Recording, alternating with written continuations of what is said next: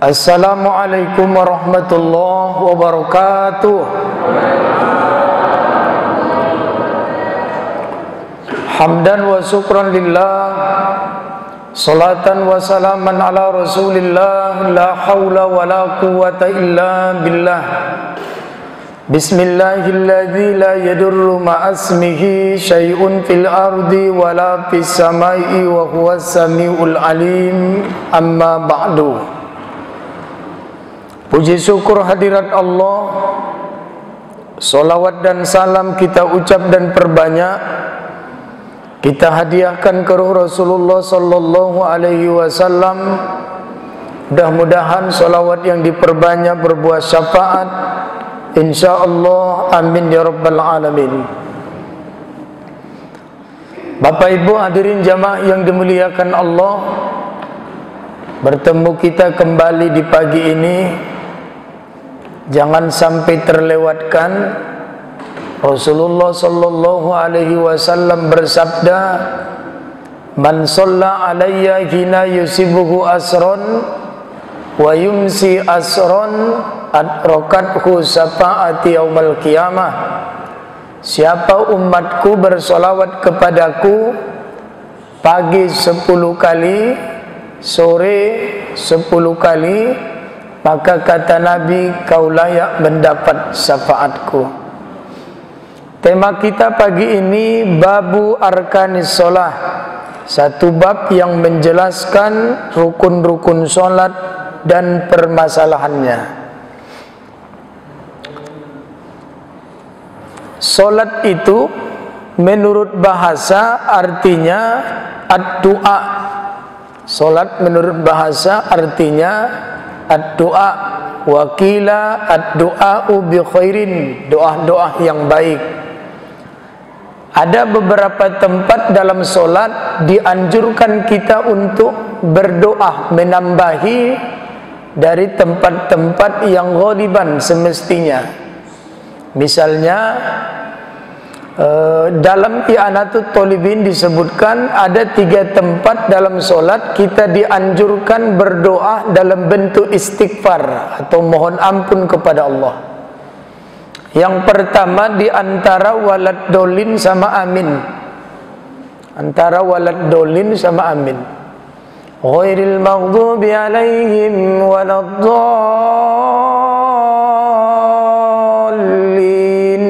Allahumma gfirli, amin. Jadi menambahi Allahumma gfirli itu dalam bentuk doa dan hukumnya sunnah. Istilah dalam ilmu hadis itu, perbuatan itu ada 3. Ada namanya sunnah, ada namanya mustahab, ada istilahnya tatawwu'. Sebagian ulama menjelaskan bahwa menambahi Allahumma gfirli itu masuk kategori mustahab, sesuatu yang kadang-kadang dibuat, kadang-kadang ditinggalkan. Atau dalam pengertian mustahab itu kadang Nabi menyuruh tapi dia tidak melakukannya. Sesuatu yang kadang-kadang dibuat Nabi, kadang-kadang tak dibuat Nabi. Contohnya solat tarawih. Malam pertama pergi, kedua pergi, ketiga pergi, malam keempat ramai masjid, Nabi pulang. Kenapa Nabi enggak solat tarawih? Karena Nabi takut tarawih itu akan diwajibkan antar umat kepada umatnya. Nabi pulang. Kadang mustahab ini juga Nabi memerintahkan tapi dia tak buat. Contohnya apa? Dalam kitab Marokil Ubudiyah Syekh Nawawi bin Umar Al-Jawi As-Safi'i disebutkan salah satu bentuk keistimewaan Nabi itu lam yahtalim qattu toha mutlaqan abada.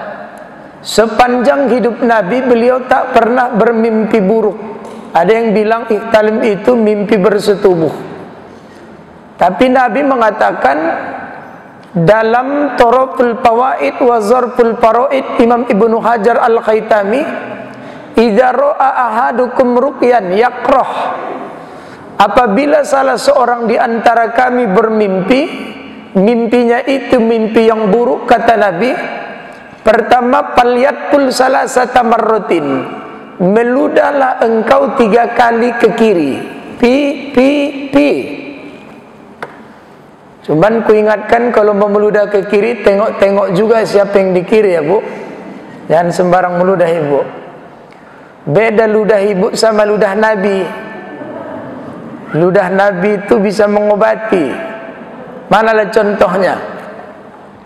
Dalam kitab sejarah Ar-Rahiq Al-Maktum, Syekh Saifur Rahman Al-Mubarakfuri, salah satu sahabat Nabi yang bernama Abu Zar ikut perang Uhud.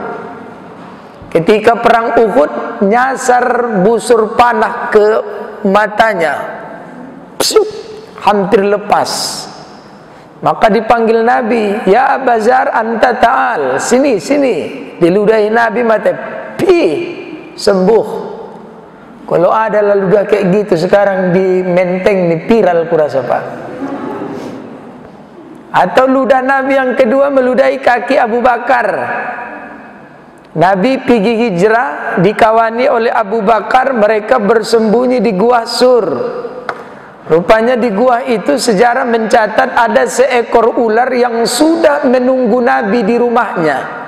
Kurang lebih 4000 tahun menunggu kedatangan Nabi ke gua itu. Ketika Nabi istirahat di pangkuan Sayyiduna Abu Bakar Siddiq, tiba-tiba keluar ular tuh. Ular itu bukan mau menggigit Nabi, tapi dia mau melihat Nabi. Oh, ini rupanya yang kutunggu yang 4000 tahun tuh. Abu Bakar ketakutan, pikirnya mau dimakannya Nabi, dihalang-halanginya pakai kakinya gini. Gondok lah ular itu, kena patok sekali, pok. Oh, meriang. Tapi ditahankan Abu Bakar karena takut Nabi terbangun. Enggak tahan juga ibu-ibu, terteteslah air matanya, tumpahlah di pipi Nabi. Kata Nabi, kenapa? Kena gigit ular ya Rasul. Mana kakinya? Pi. Enak kali Pak dulu itu.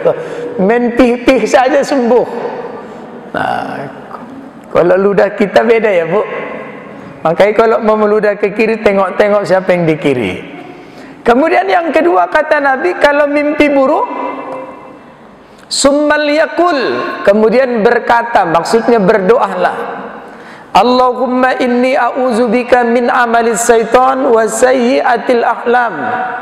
Ya Allah, berlindung aku kepadamu dari pekerjaan-pekerjaan setan dan mimpi-mimpi yang buruk. Kemudian yang ketiga kata Nabi, la takunu syai'an, jangan pernah engkau menceritakan mimpi burukmu kepada orang lain.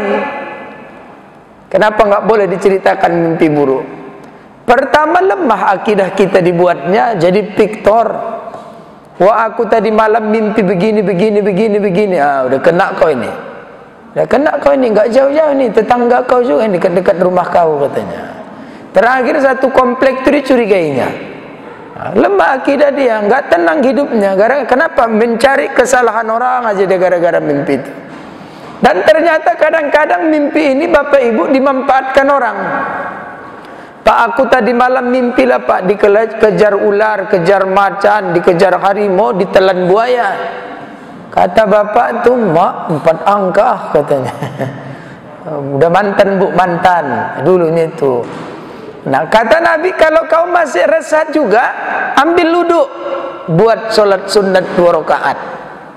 Jadi meludah, berdoa, apalagi tadi, jangan ceritakan, ambil wudhu, sholat sunat 2 rakaat. Jadi Nabi kata dia, kalau kalian mimpi buruk, bikinlah yang 5 nih. Sekarang pertanyaannya, pernahkah Nabi mengamalkan yang dibilangnya? Enggak pernah.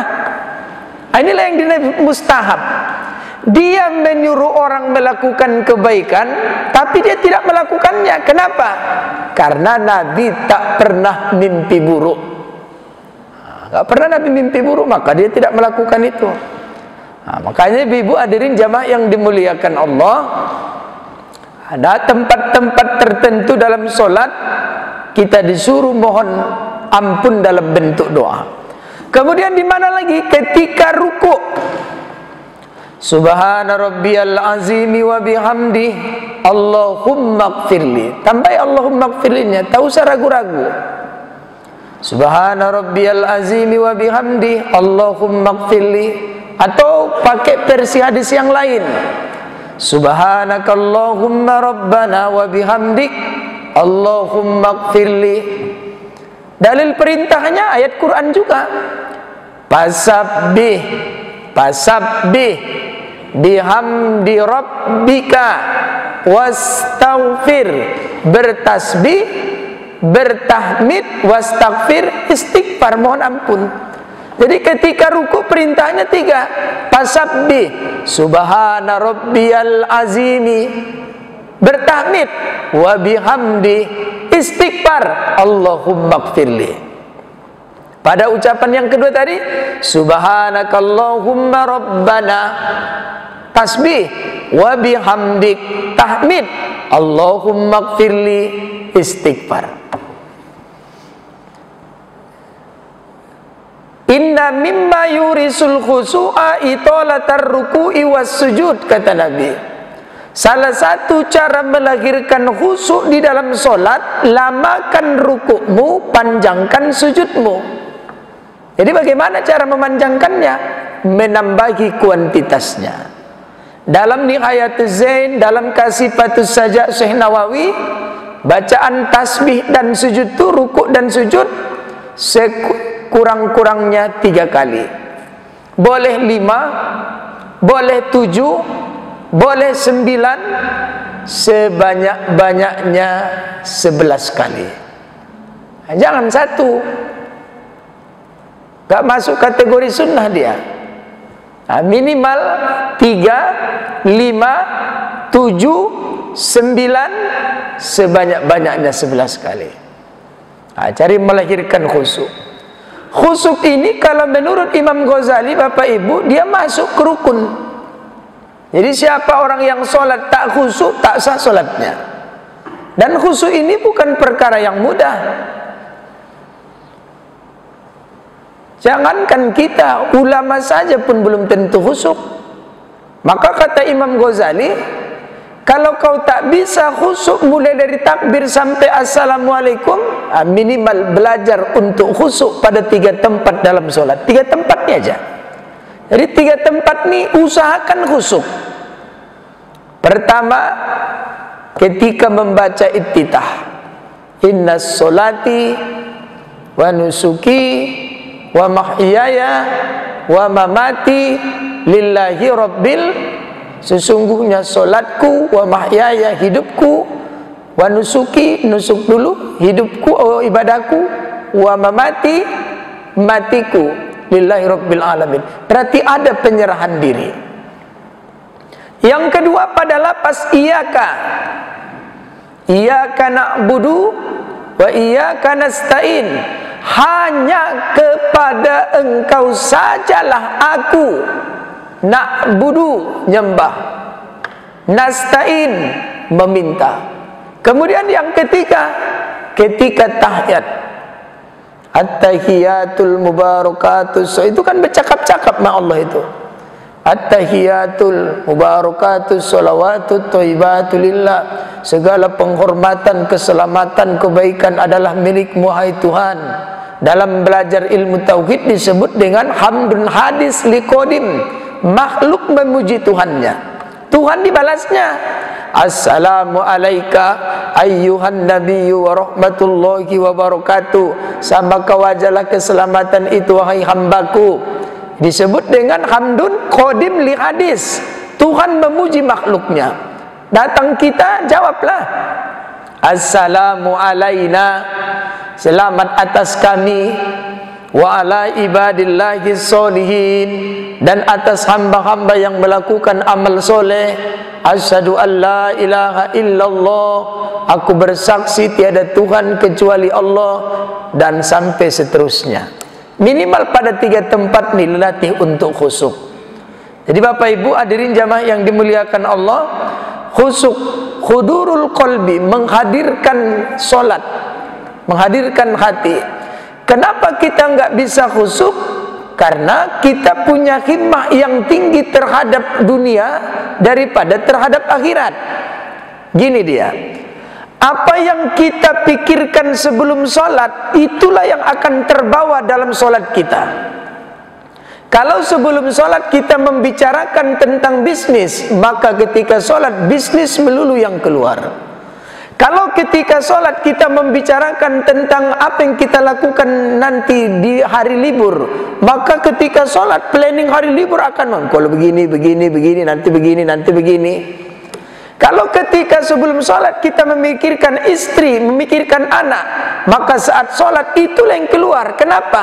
Keinginan kuat kita sebelum sholat itulah yang akan terbawa dalam sholat. Maka kata Imam Ghazali, jika kau ingin menghadirkan hati dalam sholat, renungkanlah Tuhan, renungkanlah sorga sebelum engkau melakukan sholat. Maka dalam sholat kau akan membayangkan ciptaan Tuhanmu. Cuman hebatnya sholat nih Pak, kayak manapun hebatnya kita menghayal, nggak pernah salah baca Fatihah kan? Gini aja, kita sholat tuh mulai dari 10 tahun. Sekarang ku bikinlah rata-rata 40 tahun, berarti udah 30 tahun kita sholat. Satu hari 17 kali baca Fatihah, dikali 365 hari, dikali 30 tahun. Hebatnya Fatihah itu, hebatnya tasbih itu, ketika kita sholat Allahu Akbar, kayak manapun melayang pikirin, menghayal, entah kemana-mana udah pikiran nih menghayal-ngayal. Pernahkah bibir nih salah mengucap Al-Fatihah? Tidak. Kenapa tidak salah? Lancar kaji karena diulang, ala bisa karena sudah mendarah daging amalan itu di hatinya. Kayak manapun hebatnya menerawang, menghayal kemana-mana, nggak pernah silap satu huruf pun Al-Fatihah itu. Inilah yang buah kita harapkan saat besok kita mati, datang sakaratul maut, segala pikiran menghantui kita dalam bentuk cobaan oleh iblis laknatullah. Tapi karena seringnya kita mengucapkan kalimat La ilaha illallah, La ilaha illallah, itulah yang kalimat yang sering kita ucapkan secara kontinu, maka sehebat apapun datang cobaan itu, yusabbitullahu alladhina amanu biqawlis sabit, maka sedikit pun tak celat ucap tu, tak salah lisan tu mengucapkan kalimat itu di akhir hayatnya. Sebagaimana kita tak salah membaca Al-Fatihah dalam solat dalam kondisi menghayal. Nah, berarti harus dibiasakan.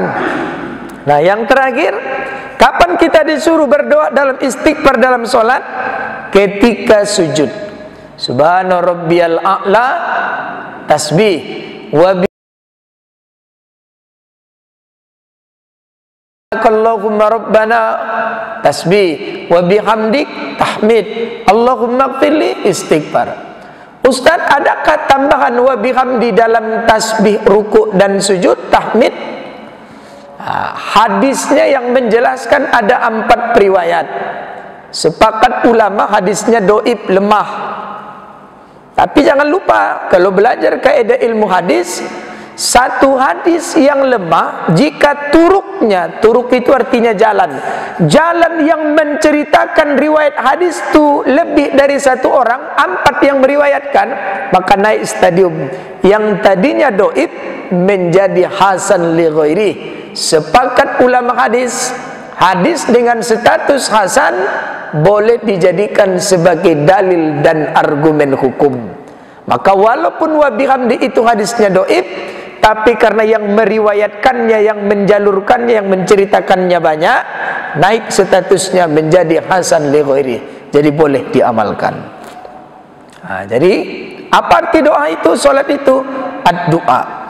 Di mana lagi kita disuruh berdoa dalam solat? Ihdinas siratal mustaqim, tunjuki aku jalan yang lurus. Tuhan bilang, jalan lurus mana mau kau? Siratal ladzina an'amta alaihim, jalan orang yang kau beri nikmat atas mereka, para nabi, para sahabat, para ulama, para orang baik. Ghairil maghdubi, godop, jangan marahi aku Tuhan. Kenapa dimarahi? Karena melakukan kesalahan, kesilapan. Kalau orang silap mau dimarahi tapi belum tentu dihukum. Takut awak berlebihan salah, hukuman datang. Maka walad dolin, jangan sampai hukuman itu menyesatkan kita. Walad dolin, jangan sesatkan aku Tuhan. Amin. Kadang marah tuh melukai itu belum tentu jahat, ya kan Bu? Seorang dokter dengan preman sama-sama melukai. Preman dengan pisau, dokter dengan jarum suntik. Ibu keluar dari rumah pakai aksesoris banyak kali, bukannya emas.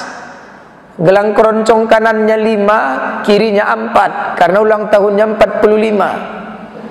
Asal pergi sholat ke Masjid Al-Hidayah berubah takbir, Allah. Padahal yang dipakainya bukan emas. Dia ulang tahun ke-45, pulang dari masjid ditodong preman. Serahkan, tidak. Serahkan, tidak. Serahkan, tidak. Nget, kena lukai tangan tuh. Dia melukai tujuannya jahat. Akhirnya apa yang terjadi? Datang trauma. Berarti shock terapi preman itu berhasil. Asal keluar dari rumah tak mau pakai gelang keroncong lagi dia. Tapi naik kelas, cincin sehari ini dipakainya. Kalau dokter, oh dokter, iya Ustaz, agak lemahlah badanku ini, tolong dulu periksa. Ala kurang vitaminnya Ustaz itu, suntik aja lah ya, suntik neurobion. Kan sakit juga itu Pak, melukai juga kan. Tapi tujuannya untuk mentransfer obat ke tubuh pasiennya. Jadi sama-sama melukai, tapi beda tujuan. Maka tidak semua merepet itu marah itu betul-betul marah. Kadang melukai itu tujuannya untuk kebaikan. Nah, kalau Allah tuh betul-betul marah sama kita, wah tak berakhir-berakhir lah corona ini. Mau lah gini-gini aja kita sholat tak pakai sajadah lagi. Asal datang sholat subuh pulang masuk angin. Asal datang sholat subuh pulang masuk angin. Dingin terus. Saya pun tak tahan, saya dalam di sholat yang dinginan kurasa. Ini aja AC-nya baru berapa hidup? Baru 2 aja aku udah menggigil. Aku mau sholat di teras saja, cuma ditengoki bapak-bapak ini masuk juga aku. Nah, jadi bapak jangan dimuliakan Allah. Kemudian di mana lagi kita berdoa? Waktu duduk ya kan Pak, ada 8 kan? Rabbir firli warhamni wajburni warfa'ni warzuqni wahdini wa'afini wa'fu'anni. Kayak mana lah kita berdoa tak tahu apa yang kita bilang. Minimal tahulah kita. Kalaupun tidak arti securuh apanya, perkata minimal ketika bilang Rabbana atina fid dunya, ini doa bahagia dunia akhirat, titik. Ketika bapak merasa berdoa Rabbana zolamna, ini doa dosa ini. Ketika doa ibu bapak Rabbir firli, minimal itu. Jadi ketika ruku duduk tuh Rabbir firli, ampunkan dosaku. Berarti kata dasarnya goparo. Goparo itu apa artinya? Menutup. Menutup kan belum tentu menghapus. Saya duduk di sini, semua lihat. Buatlah tabir itu di depan saya, ditutup pakai tabir. Nampak ibu lagi? Ya nggak nampak lah Ustaz, namanya ditutup. Sekarang ditutup nggak kelihatan. Apakah orangnya hilang? Tidak, orangnya ada di situ, tapi ditutup nggak kelihatan. Maka pengertian gofaro itu seorang hamba yang berdoa Rabbir firli, Rabbir firli, Rabbir firli, Allah baru menutup kesalahannya, tapi belum tentu menipeks atau menghapus. Tapi ditutup pun dah beruntung kali itu ya kan Pak. Timbang ditunjuk-tunjukkan Allah. Nggak ada kita yang hadir nggak punya aib. Kalau yang hadir ini semua ditunjukkan Allah aibnya, kayak umat Nabi Musa. Sekali bikin salah keluar aib, sekali bikin tak bisa tenang kita hidup nih. Nggak ada lagi yang berani keluar dari rumah pakai topeng semuanya. Kenapa? Malu. Tapi Rabbir firli. Kemudian apa lagi? Rabbir firli warhamni, sayangi aku ya Allah. Karena kalau Allah nggak sayang sama kita, tak mau dia nengok-nengok kita. Kalau kita tidak ditengok-tengok lagi, berarti hilang perhatian.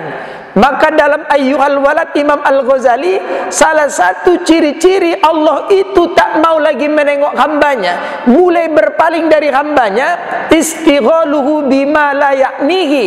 Saat itu Allah memberikan kepadanya satu kesibukan, yang dengan kesibukan itu dia melalaikan ibadah kepada Allah. Kesibukan tanpa batas. Ada aja kesibukan tuh Pak. Ngurus anak lupa sholat, ngurus bini lupa sholat, ngurus binis lupa, semuanya. Habis ini Pak idza farokta pansob. Farokta itu habis satu masalah berangkat ke masalah lain, habis satu pekerjaan pergi ke pekerjaan lain, habis ini pergi ke sini, habis ini pergi ke sini. Ini belum selesai udah nyusul ini belum selesai udah nyusul ini lagi. Akhirnya seluruh kesibukan itu membuat dia lalai dari mengingat Allah. Jadi ciri-ciri Allah itu berpaling dari hambanya, Allah berikan hamba itu satu kesibukan yang membuat dia lalai dari kewajibannya. Nah, kita lah yang tahu itu Pak.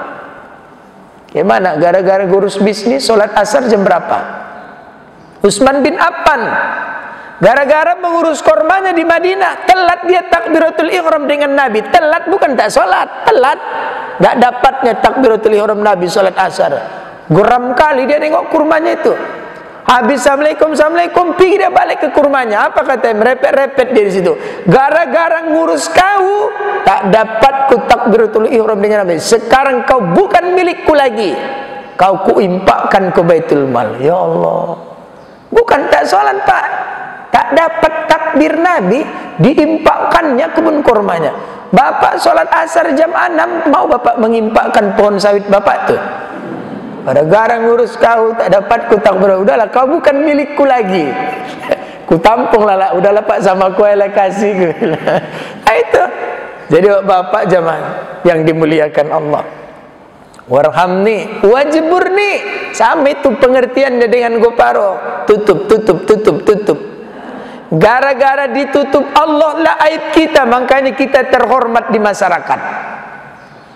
Ya ada sama aja kita ini, nggak usah merasa putih lah, mau ustadz tak utah aja. Anggap kita terus merasa hitam. Cuman lebih kacau lagi kayak awak kan ya Bu, udah muka hitam, hati pun hitam. Maunya biarlah wajah putih, jangan pula hatinya hitam kan gitu.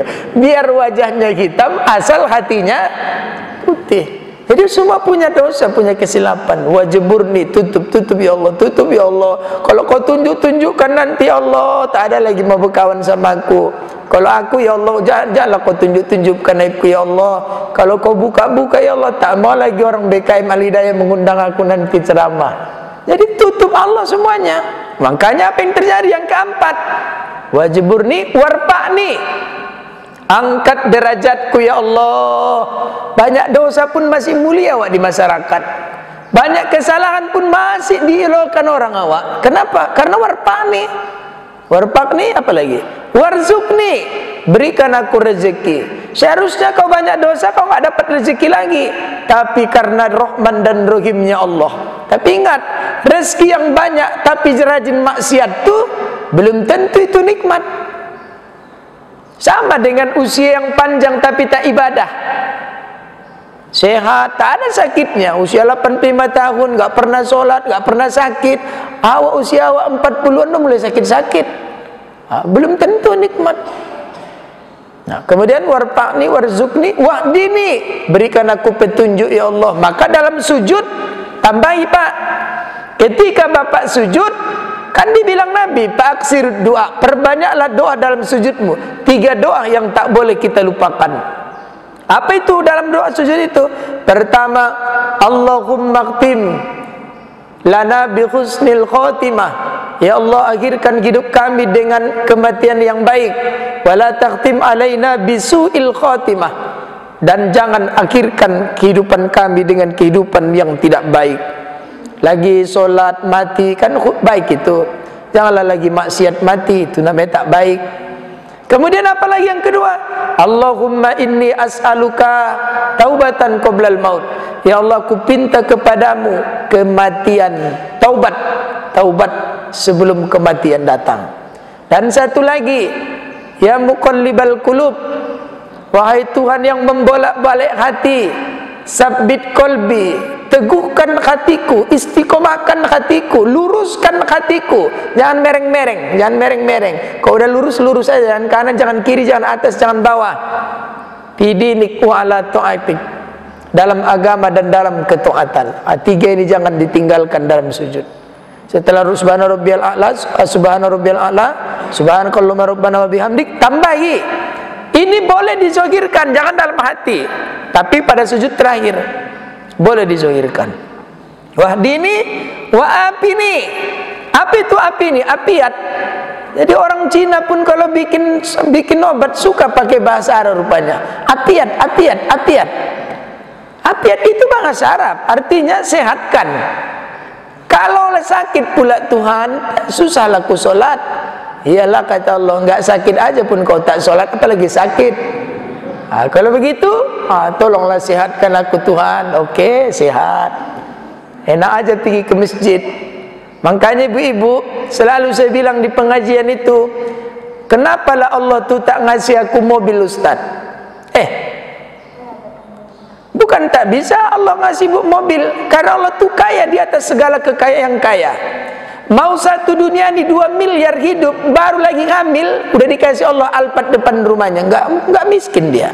Tapi jangan lupa, dalam kajian Hikam, kadang Allah itu mengabulkan bukan apa yang kita pinta, tapi Allah mengabulkan apa yang terbaik untuk kita. Karena apa yang kita pinta belum tentu yang terbaik, tapi apa yang Allah beri pasti itu yang terbaik. Kenapa Allah nggak ngasih ibu mobil misalnya? Udah berapa tahun minta mobil, nggak dapat mobil. Kata Allah, bukan tak bisa kau kasih mobil, nanti ku kasih kau mobil, kau jailani, nggak datang lagi ngaji, nggak datang lagi sholat. Kau jailani jalan sana jalan sini. Asal ditelepon, Bu lagi di mana? Wih, di Center Point. Nah, udah kan mainannya biasa Al-Hidayah, udah naik kelas Center Point. Bu, udah kami tunggu di pengajian kok belum sampai. Wih, ku sempatkan sebentar beli bakal di Altamoda.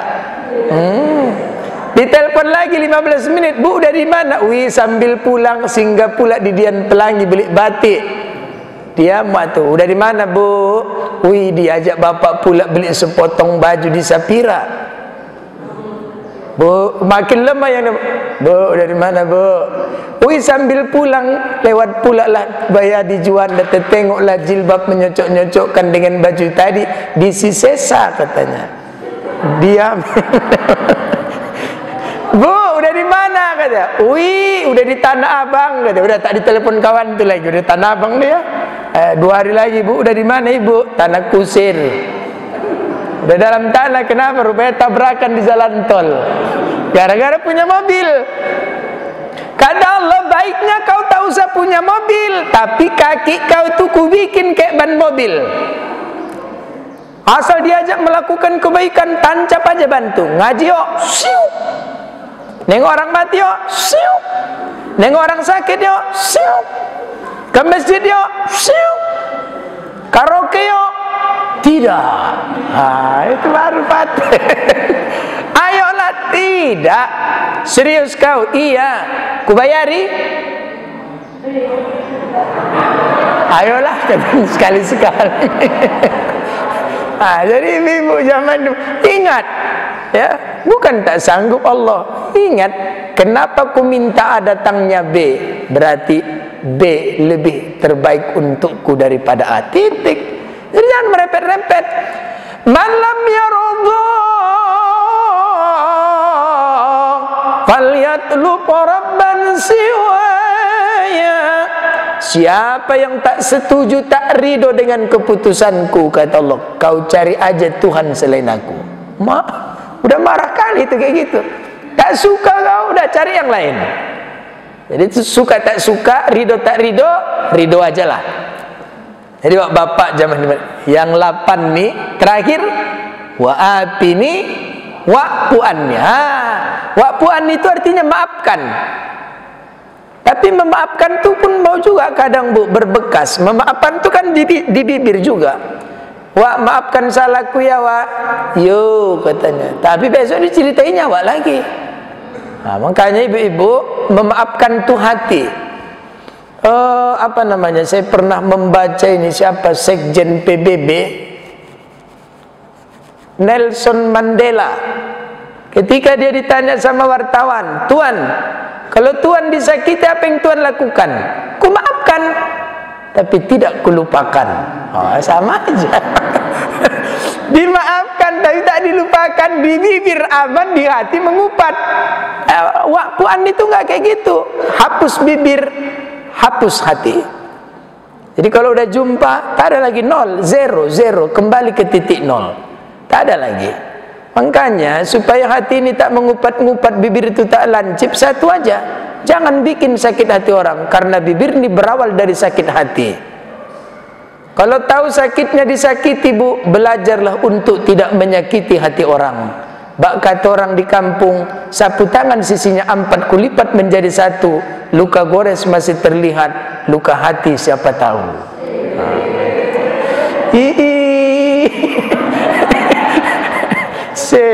Kata kayak ceramah dia. Nah, kemudian salat menurut istilah wasar'an aqwalun wa af'alun muftatahatun bitakbir muhtatamatun bitaslimi ghaliban. Ucapan perbuatan diawali dengan takbir, disudahi dengan salam, ghaliban, secara semestinya. Ada rupanya solat yang enggak semestinya, ada. Ghaliban itu kharaja bihi annahu qad takunu salatu, yaitu keluar dari kebiasaan solat. Apalah contohnya? Aqwalan la af'alan.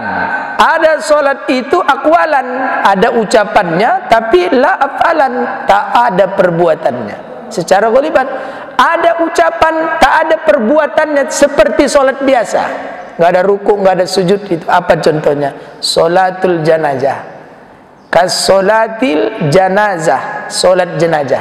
Solat jenazah kan cuma berdiri, nggak ada ruku, nggak ada sujud. Cuman di tempat-tempat juga anak ni solat jenazah ya, Bu. Saya enggak usah sebutkanlah almarhum ustadznya, ustadz besar, ustadz kondang Sumatera Utara. Ketika dia meninggal, anaknya udah nyerahnya sebenarnya. Udahlah bapak aja lah, ustadz aja yang ulah, kau kan anaknya, lebih abdul, kau lebih abdul, dipaksa-paksa. Terakhir dia jadi imam, tekannya ruku. Allahu Akbar, ruku, ya kejadian. Nah, itu berarti anak ustaz pun belum tentu, apalagi anak awak ya kan, Bu. Makanya jangan mau kalah sama ustaz tuh. Kau kan ustaz aja, aku pun bisa aku jadi ustaz, karena tak maunya aku ya kan, Bu. Mainkan, hei kau udah pandai solat jenazah, jangan mama besok mati kau tak pandai pula solat jenazah. Habis aku diceritai satu komplek, belajar kau mulai hari ini. Ngeri nih Pak, anak soleh nih, kantor Makodam 1 Bukit Barisan Jalan Binjai, kan besar situ pepatah Letjen TNI Jamin Ginting, lagi gini dia patungnya. Bukan Ahmad Yani itu Pak ya, Jamin Ginting, jenderalnya orang Karo. Patah tumbuh hilang berganti, mati 1 tumbuh 1000. Oh, itu pepatah tentara itu. Tapi kalau anak soleh mana kayak gitu itu? Banyak yang patah tapi tak tumbuh, banyak yang tumbuh tapi tak berganti. Sekali mati si soleh, takkan datang soleh kedua. Nah, masalahnya, adakah si soleh itu di rumah kita? Nah, boleh itu. Kalau mau anaknya hafal Quran, di sini ada tahfiz Quran. Apa lagi? Gak ada sini laki-laki, ada sana laki-laki, tempat Ustaz Rojab. Rajab atau Rojab, Bu? Dua-duanya sama lah itu, perkara mulut O samaannya. Biasa kan kalau orang Arab Rojab, nah kalau orang Mandailing Rojob, kalau orang Medan Rajab, sama juga itu. Kalau orang Jawa Rejeb. Sempat orang Jawa bilang Rojob, udah berubah dia tuh. Makanya orang tua itu, kata Ki Hajar Dewantoro, ingarso sing tulodo ing madio mangun karso tutwuri handayani. Depan jadi contoh, tengah jadi pengayom, belakang jadi pendorong. Sukses anaknya, bahagia orang tuanya. Kayak gitu loh orang tua. Sekarang nggak gitu lagi katanya. Ingar soson toloyo, ing matio oro kerjo, tuturi modom sajo. Besok anaknya mati, selesai itu. Wa sholatil marbut, sholat orang yang terikat. Orang terikat, dia bisa sholat kan Pak, pakai mulut kan, tapi nggak bisa gerak-gerak karena namanya terikat. Wal marid, sholat orang yang sakit. Kadang bisa sakit itu duduk, tak bisa berdiri. Kadang golek, tak bisa duduk. Kadang telungkup telentang, cuman itu bisa dia. Kadang melalui isyarat, tak bisa lagi bermulut, mata aja main. Jadi bapak jamaah yang dimuliakan Allah, cuman jangan cepat-cepat kali kita sholat duduk, diikuti dulu kaifiatnya. Misalnya apa yang membuat kita nggak bisa sholat berdiri, kaki sakit dan sebagainya, paksa berdiri pada dua tempat.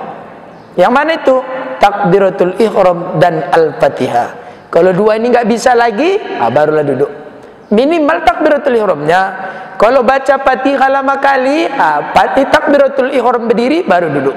Jadi jangan langsung duduk. Jangan langsung duduk. Takbirnya, karena dua rukun ini syaratnya wajib berdiri. Wajib berdiri. Pada dua ini kalau disebutkan dalam kitab ini disebutkan, misalnya takbiratul ihram syaratnya ada 20. Satu diantaranya antakuna halatal qiyami fil fardi, wajib dibaca berdiri takbiratul ihram itu pada solat wajib. Kalau solat sunat boleh tak berdiri. Jadi kalau ada kekurangan yang membuat kita nggak bisa tahan berdiri, jadi takbirnya dulu Allahu Akbar, langsung duduk. Kalau nggak tahan lagi, sebaiknya dua rukun itu dilewatilah, Fatihah dan takbiratul ihram. Ibu juga jangan ibu, ini mak-mak ini kadang perlu juga ditegur ini. Solat langsung duduk dia kembang sila, tapi pergi ke center point 5 jam tak duduk-duduk bisa dia. Jangan ibu kayak gitu ya. Kemudian yang kedua, af'alan la aqwalan, ada pula perbuatannya, tak ada pula ucapannya. Tadi ada ucapan, tak ada perbuatan. Ini dibalik. Tak ada perbuatan, ya. Oh, ada perbuatan tapi tak ada ucapan. Kasolatil akhras, seperti solatnya orang bisu. Orang bisu kan bisa berbuat, tapi tak bisa bercakap. Jangan pula awak tak bisu dipraktekkan kayak gitu. Bisa Allahu Akbar. Tak jelas awak nengok waktu ini solat atau semedi. Solat itu ada lebih parah lagi. Solat itu cukup ingat. As-salatu li zikri, solat itu ingat. Allahu Akbar, Allahu Akbar, subuh, hening cipta, selesai. Nanti asar zuhur bunyi lagi. Allahu Akbar, Allahu Akbar, hening cipta. Wes. Maghrib datang lagi. Allahu Akbar, Allahu Akbar, hening cipta. Enak kali lah, 2000 rakaat pun bisa kayak gitu satu hari. Janganlah mentafsir tanpa ilmu. Yang ketiga, la af'alan wala aqwalan, tak ada perbuatan, tak ada pula ucapannya. Ya, gabung aja dua-duanya. Kasolatil akhraj al marbuti, seperti solatnya orang bisu yang terikat. Udah bisu tak bercakap, diikat pula badannya. 3 tempat inilah boleh solat, tidak seperti biasa, tanpa ruku, tanpa sujud. Jadi kalau kita tak terikat, kita tak bisu, kita praktekkan seperti itu, maka batal solatnya. Wa qala sallallahu alaihi wasallam, innal abda idza qama fis salati putihat lahul jinan. Sesungguhnya seorang hamba itu ketika dia berdiri, berdiri dalam solatnya, putihat lahul jinan, maka terbukalah baginya pintu surga. Wa kusifa lahul hijab bainahu wa baina rabbih, dan terbukalah baginya hijab, dinding, tabir, pintu pembuka antara dirinya dan diri Tuhannya. Itu makanya saat kita sholat, seakan kita berkomunikasi dengan Tuhan tanpa hijab, tanpa dinding, tanpa pembatas. Maka bercakaplah beradab di hadapan Tuhan. Bagaimana cara bercakap beradab di hadapan Tuhan? Minimal kita tahu apa yang kita bilang. Ya, akulah sama bapak. Bapak orang Jawa, ku mainkan bahasa Mandeling depan bapak. Kan bapak stres nengok aku. Apa yang dibilangi wak ni gitulah kira-kira. Jangan bilang Allah tuh kayak gitu. Allah tuh pahamnya sebenarnya, kitanya ke Tuhan. Allah tuh mau bahasa apapun kita mainkan, paham tak paham dia tetap paham. Kita yang tak paham apa yang kita sebutkan sama dia. Maka beradab di antaranya saat kita membaca apa yang kita bilang, tahulah kita tak bisa garis kecil garis besar. Alhamdulillahirrahmanirrahim, ini pujian. Ar-Rahmanir-Rahim, oh ini pujian. Maliki Yaumiddin, oh ini cerita neraka ini. Iyyaka na'budu, ini cerita nyembah dan minta. Ihdinas siratal mustaqim, ini cerita minta hidayah. Siratal ladzina, cerita nikmat. Wa ghadab, cerita marah. Walad dolin, cerita sesat. Minimal kita tahu apa yang kita bilang. Itu cara beradab di hadapan Allah. Jadi kata Imam Ghazali, bagaimana caranya agar hijab pendinding engkau dengan Tuhanmu terbuka?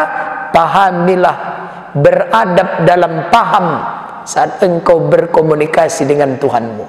Kemudian jaga adab badan. Apa adab badan itu? Kalau kayak gini dengar pengajian, tekun, terdiam, khusyuk. Apalagi yang nyender-nyender di dinding, ya kan Bu, khusyuk, mereng-mereng sikit-sikit, ya kan. Tapi kalau lagi sholat lasa, ada lasa itu waktu sholat, Allahu Akbar. Ada aja dikira telinya, lasa kali sholat. Satu lagi nanti akan kita bahas episode selanjutnya.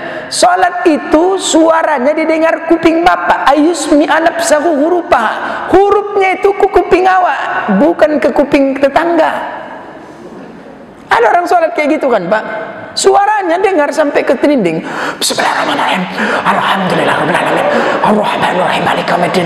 Iyyaka na'budu wa iyyaka nasta'in. Ya Allah, hilang khusyuk itu. Jangan ayusmi anabsahu.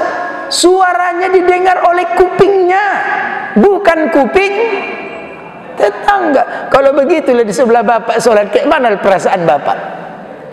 Memang bapak tak bercakap, tapi hati Allah hilang konsentrasi bikin wakni. Lain lagi nyember, untunglah bermasker. Kalau tak bermasker, Bismillahirrahmanirrahim. Alhamdulillahirrahmanirrahim. Maliki yaumiddin. Iyyaka na'budu wa iyyaka nasta'in. Ihdinas siratal mustaqim. Kau nggak jadi imam aja kuat-kuat. Gantian sama ustaz, aku dulu imam ya, silakan. Kan kayak gitu. Jadi bapak jamaah yang dimuliakan Allah,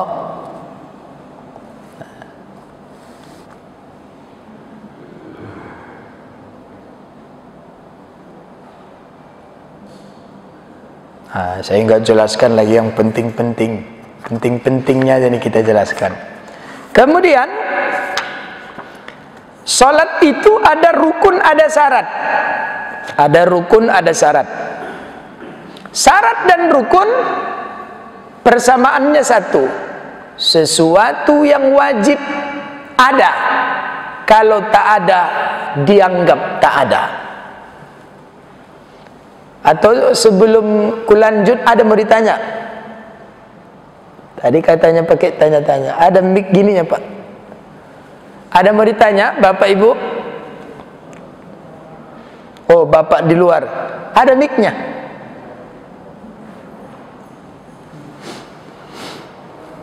Assalamualaikum warahmatullahi wabarakatuh. Waalaikumsalam. Pertanyaan saya Ustaz, tadi Allah itu menutup apa kita dihapus.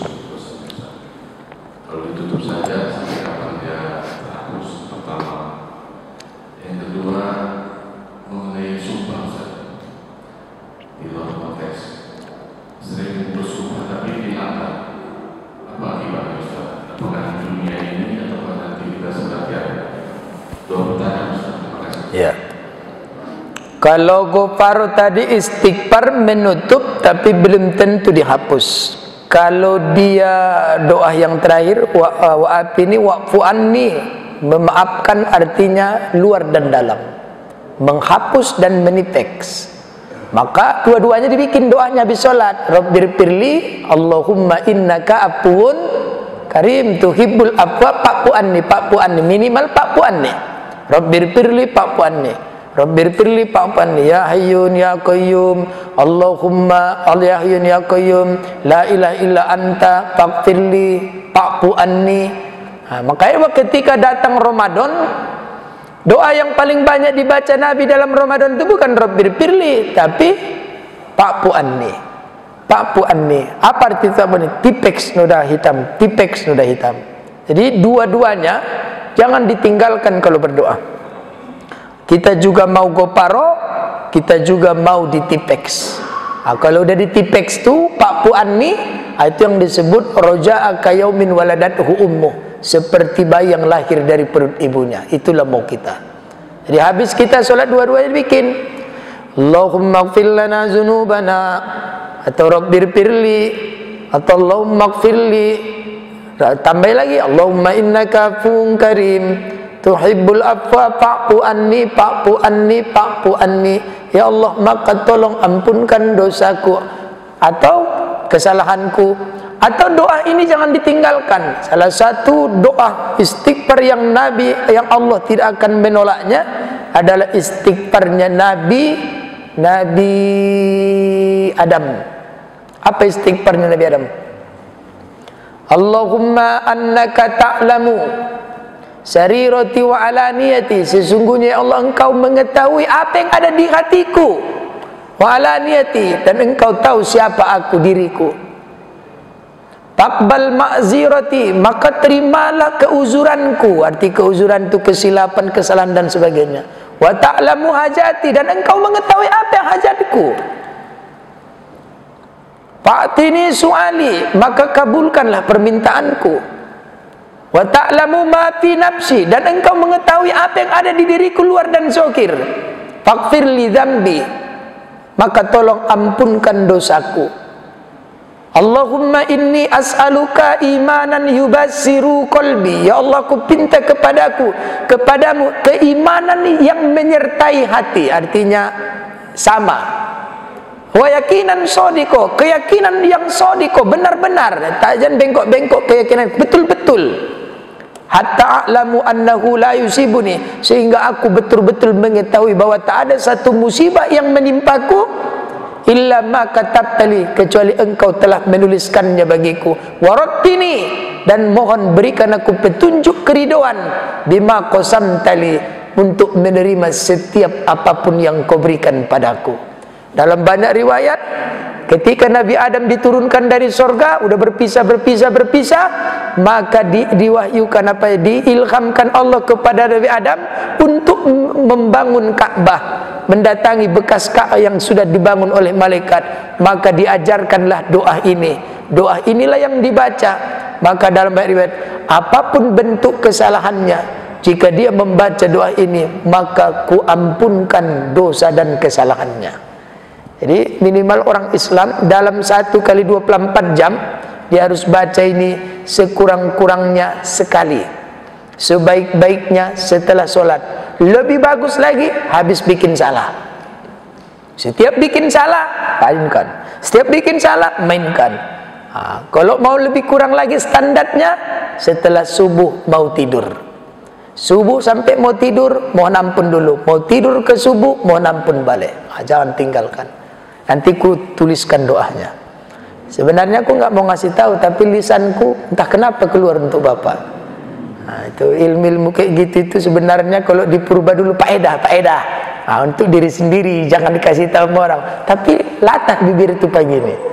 Jadi kusanatkanlah itu untuk Bapak. Untuk semuanya siapa yang mau mengamalkannya, teksnya nanti kutuliskan. Jangan ditinggalkan. Kalau melanggar sumpah kayak mana Ustaz? Bersumpah tuh tak ada swear. Kau yang ambil duitku, swear. Sekarang boleh lagi gini, cobalah sebelum tanggal 9, swear. Kena foto awak viral. Ya, swear. Ada lagi ustaz, saudara-saudara khutbah Jumat, entah dia memang sengaja tolak tangannya, tahu. Saudara-saudara, mari kita tingkatkan keimanan kita kepada Allah Subhanahu wa taala. Gini aja tangan tuh, Pak. Di foto kawan, prek, viral di media sosial. Gini-gini rupanya setelah diteliti khutbah Idul Fitri tahun 2000 tak enak. Bukan di Medan pula, tapi diambil-ambil lah. Kacau kita kalau ustaz nih di opini-opini entah kemana-mana. Jadi bersumpah itu kayak mana? Dalam kitab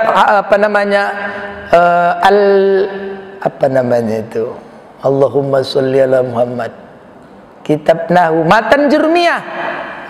Al-kalamu wal labzul murakkabul mufidu bil wada wa aqsamuhu salasatun ismun wa fi'lun wa harfun ja'ali makna. Paling bawah nanti wa huruful qasami, adapun huruf sumpah wa hiyal wa wal ba'u wat ta wa ubata. Takdirnya wallahi billahi tallahi kau mengambil duitku, wallahi demi Allah bukan aku yang serius kau, billahi demi Allah bukan, betullah kau, tallahi bukan aku. Puas bergetar aras tu gara-gara sumpahnya. Hati-hati sumpah palsu. Salah satu dosa yang paling besar di antara 7, bersumpah palsu atas nama Allah. Jika dia melanggarnya, apa yang dilakukan? Kalau tak silap ini, kalau bahasa dulu hari ini, kalau tak silap, ya puasa 10 hari. Puasa 10 hari. Ya, kiparat sumpah tu puasa 10 hari. Kalau tak silap dulu ya Pak, nanti ku tegaskan lagi. Entah silapnya aku, tapi kalau aku rasa tak silap 10 hari puasa. Jadi berjanji begini, mengakui padahal bukan dia harus berpuasa. Kiparat sumpah tu berpuasa 10 hari. Kalau tak sanggup, mengasih pakaian orang 10 orang. Kalau itu enak kali lah, sumpah-sumpah je lah, kasih wadimor 10 dah selesai. Ya, tapi jangan suka bersumpah. Kalau ibu tak melakukannya, betul-betul memastikan, mentaukidkannya, bersumpah. Tapi kalau memang awaknya, jangan bersumpah. Makanya mubalah itu ngeri itu Bu, sumpah. Kalau tidak, jangan lakukan. Ya, jangan bersumpah-sumpah lah. Adik-adik juga yang muda-mudi, jangan swear, sumpah. Nggak ada sumpah kayak gitu, nggak diterima itu. Sumpah atas nama makku lebih parah lagi. Kalau mau bersumpah itu 3 huruf aja, wallahi, billahi, tallahi. Gitu ya Pak.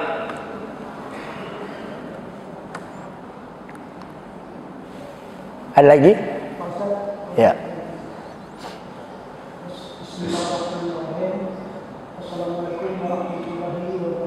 Waalaikumsalam warahmatullahi wabarakatuh. Bismillahirrahmanirrahim. Assalamualaikum warahmatullahi wabarakatuh. Waalaikumsalam. Ya, tadi Pak Ustaz mengatakan kalau sholat kita tidak khusyuk, maka sholat kita itu tidak sah.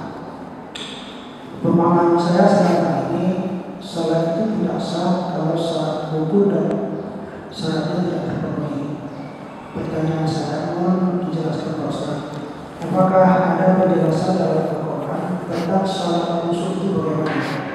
Dan apakah juga ada penjelasan dalam Al-Quran kalau kita tidak khusyuk sholat, maka sholat kita itu tidak sah? Begitu saja Pak Ustaz. Wassalamualaikum warahmatullahi wabarakatuh. Ya, tadi saya bilang menurut Imam Ghazali, ya, pumpang-pumpang cerita kita, syarat sholat rukun sholat itu itulah yang 13. Kalau tak terpenuhi menurut ilmu fikih, tak terpenuhi syarat rukun, batal sholatnya, berarti tak sah lah itu. Tapi kata Imam Ghazali ditambahinya, siapa yang sholatnya tidak khusyuk, berarti kan sholatnya nggak hadir, ngayal, entah apa, cuman badannya aja yang bertegak berdiri, maka sholatnya tidak sah. Itu kata Imam Ghazali.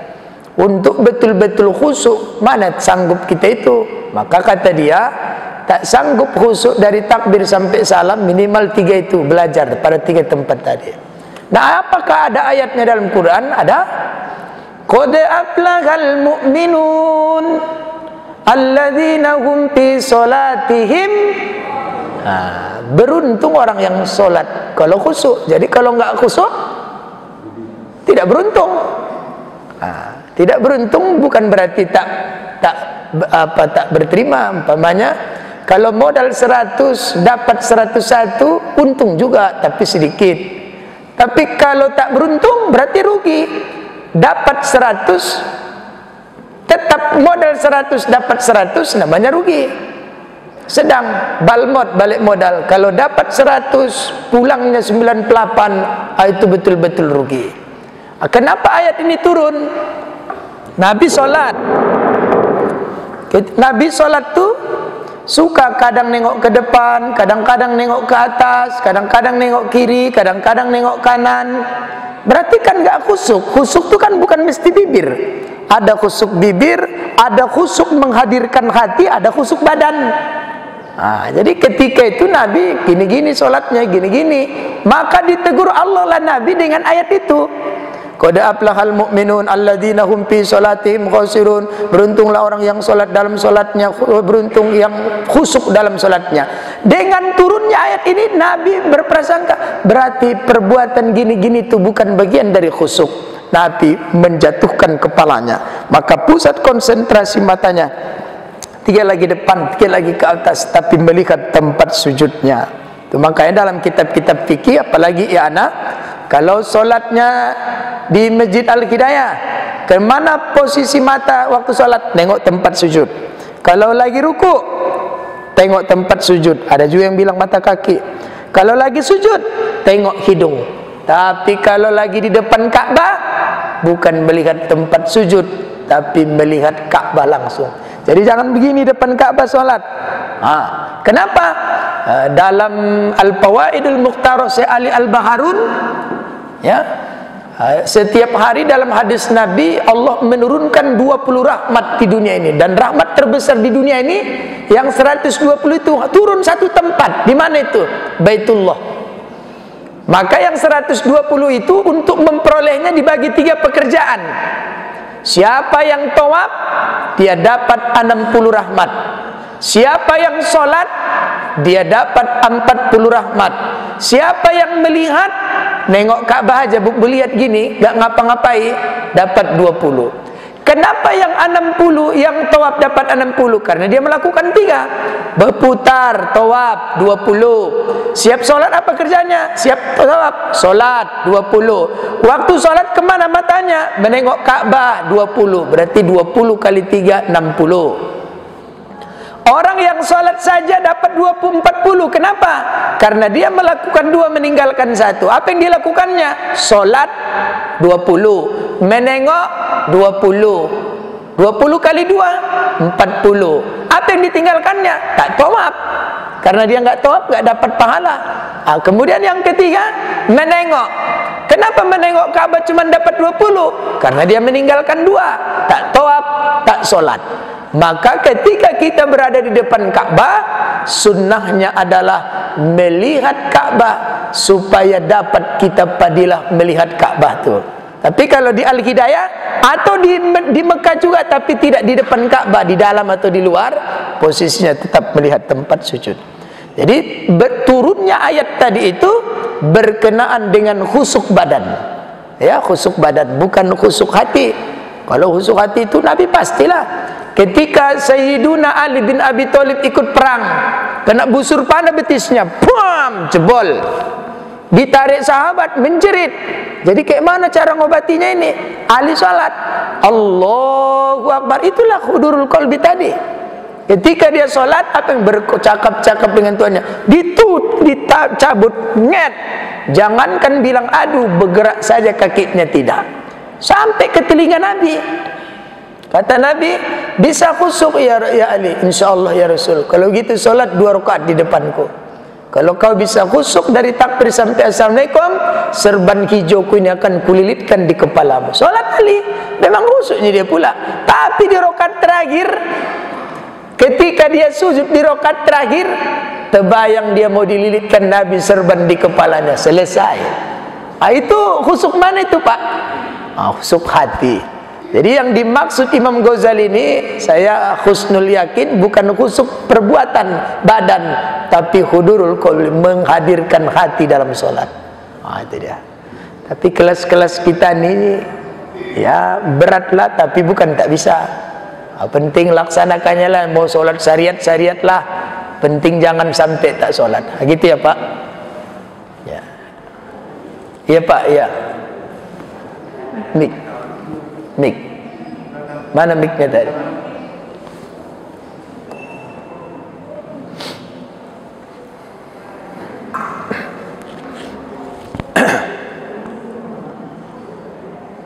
Assalamualaikum warahmatullahi wabarakatuh. Waalaikumsalam. Yang ingin saya tanyakan Ustaz begini, apa hukumnya menjawab ayat? Jadi kasusnya seperti ini Ustaz. Kita di sini ada yang juga saya perhatikan jamaah itu udah ada, artinya baru mulai ada lah, sempatlah sholat tahiyat masjid. Iya. Saya rasa sah-sah aja. Tapi yang menjadi pertanyaan sama saya, sudah habis dia sholat sunat 2 rakaat, ada berlangsung terus. Nah ini sholat lagi, sholat dulu apa lagi? Jadi sementara kalau nggak salah juga ada hukumnya wajib.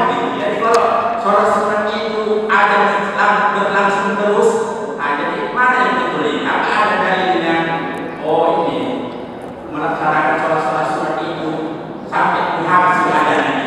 Itu aja Ustaz.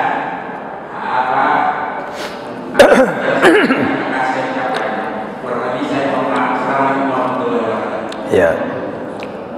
Azan itu artinya panggilan. Wa man ahsanu qawlan mimman da'a ilallah. Tak ada pekerjaan yang terbaik kecuali mengajak orang melakukan kebaikan. Salah satu cara mengajak orang melakukan kebaikan adalah melalui azan. Apa hebatnya jadi tukang azan? Salah satu hebatnya jadi tukang azan, semakin panjang napasnya menarik azan, sepanjang itu dosanya digugurkan Allah. Apa pula hebatnya mendengar azan? Man sami al azan, siapa yang mendengar azan, taqulu misla ma yaqulul muazzin, kemudian dia mengucapkan seperti apa yang dikatakan tukang azan, dakhalal jannah, engkau layak masuk surga, kata Nabi. Artinya sangkan hebatnya padilah mendengar azan tu. Kalau udah azan berkumandang, sunnah kita, malah ada pendapat mengatakan wajib. Saya tak pakai wajib tu aja lah, pakai sunnah aja lah ya. Sunnah hukumnya meninggalkan aktivitas selain itu. Mau baca Quran, lagi bapak lagi di masjid baca Quran, wa nunazzilu minal Quran, Allahu Akbar, Allahu Akbar, sampaikan ke ujung ayat, berhenti. Lagi berzikir, la ilaha illallah, la ilaha illallah, Allahu Akbar, hentikan zikir itu.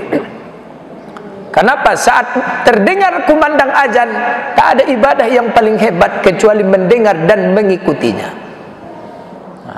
Mendengar dan mengikutinya. Maka untuk tukang azan pun sunnah istirja di apa itu?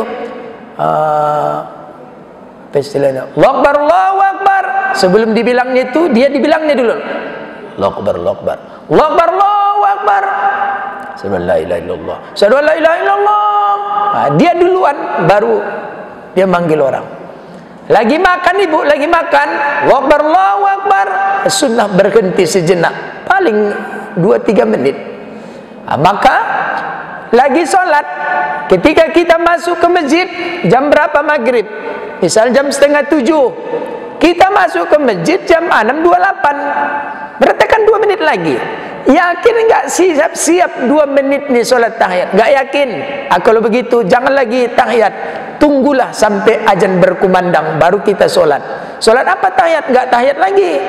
Sholat qobliyah, kalaupun ada qobliyahnya, kalau tidak langsung, karena dalilnya idza dakhalat masjidan, apabila engkau masuk ke dalam masjid. Kalau udah sholat walaupun tak tahiyat, maka terikutlah yang sunnah itu disebabkan yang wajib itu.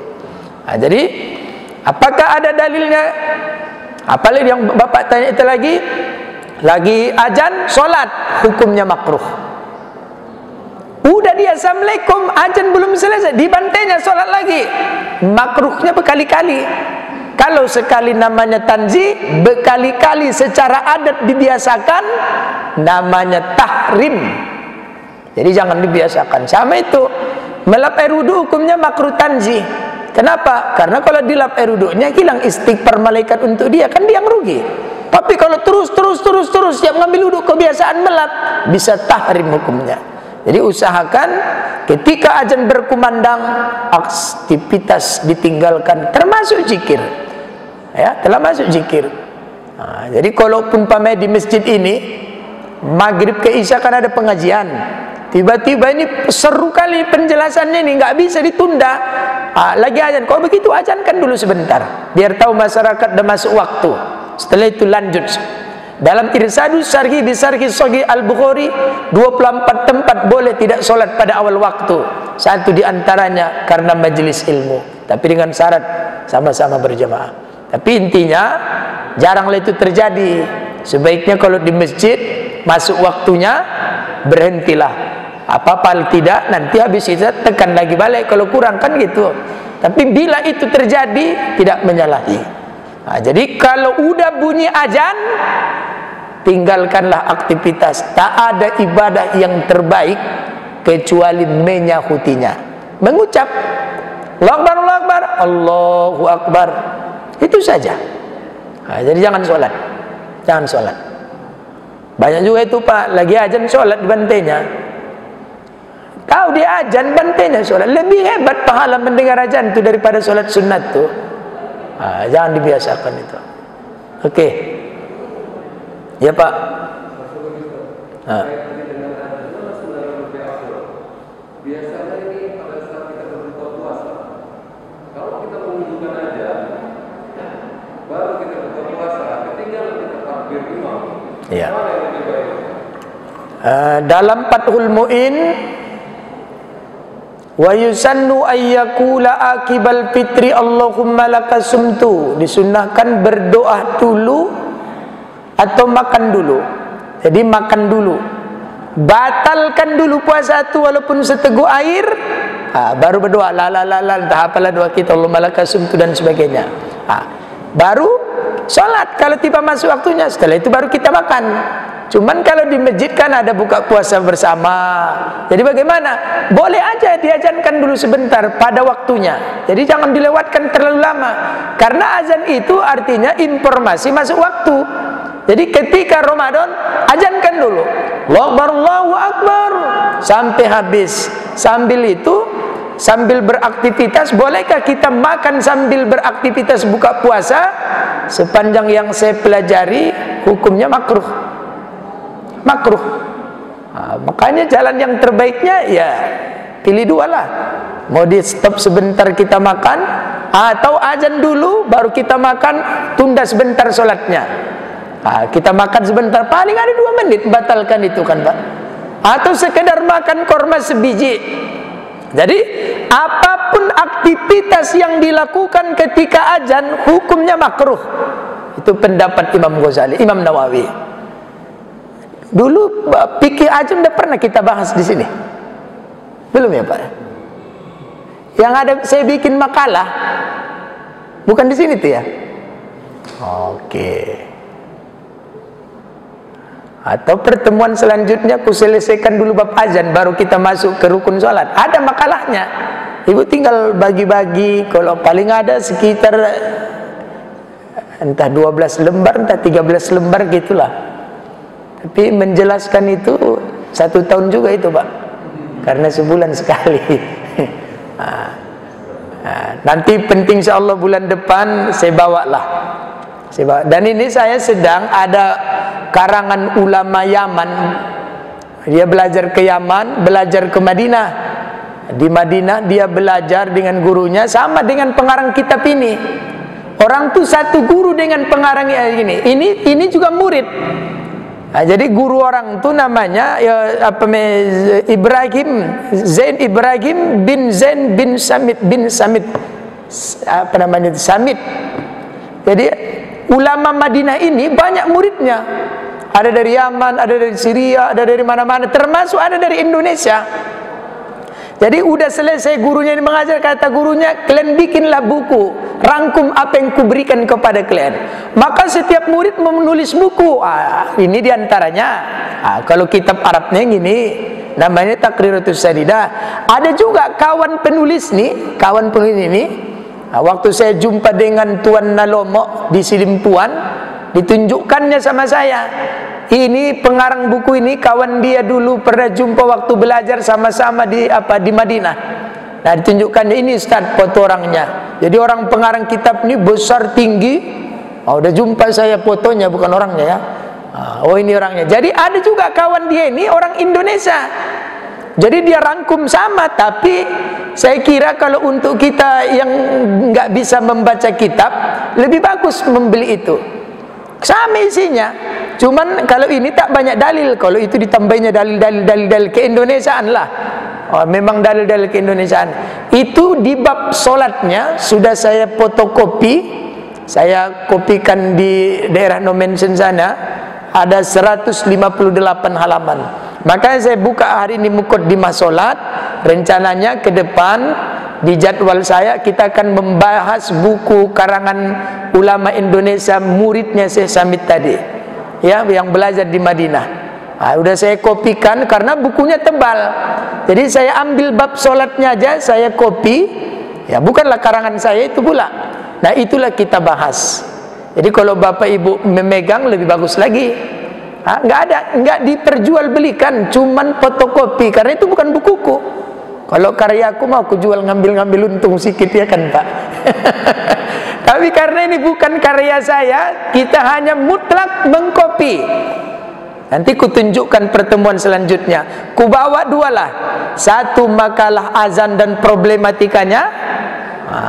Satu lagi nanti Bapak boleh pergi, terserah. Kita bab azannya dulu. Azan itu sekitar ada paling ada 16 lembar gitulah. Ya, mudah-mudahan 1 tahun pertemuan selesai itu. Ya. Kalau yang bab solat tuh, kalau 158 halaman ya kira-kira 3 tahun lah.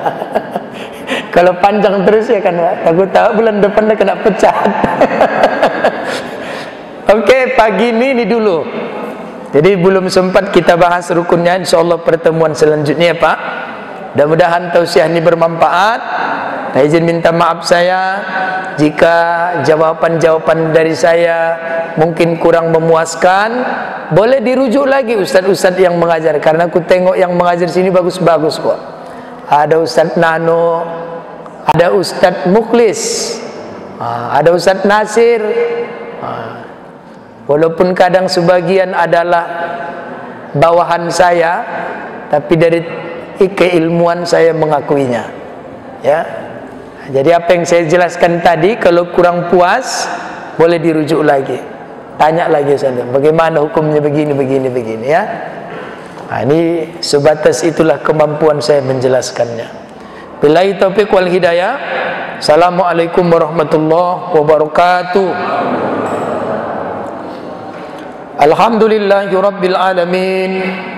Wassalatu wassalamu ala asrafil anbiya'i wal mursalin wa ala alihi wa sahbihi ajma'in.